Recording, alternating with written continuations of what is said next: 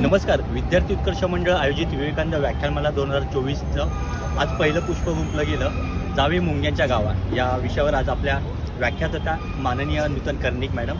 तर त्यांच्याकडून आज आपण जाणून घेऊया की आपल्या विवेकानंद व्याख्यानमालेविषयी आणि आपल्या विद्यार्थी उत्कर्ष मंडळाविषयी.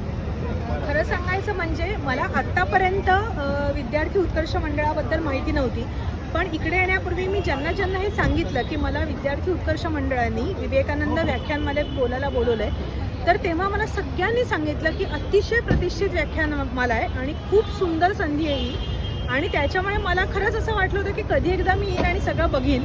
आणि आजचा प्रोग्रॅम अतिशय देखणा झाला, अतिशय सुंदर संयोजन, कार्यकर्त्यांनी केलेली अफाट मेहनत सगळीकडे दिसून आली आणि अतिशय सुंदर प्रोग्राम झाला. आणि मला सगळ्यात हा भाग आवडला की या कार्यक्रमातनं ना डायरेक्टली श्रोत्यांशी थेट तुम्हाला संवाद साधता येतो.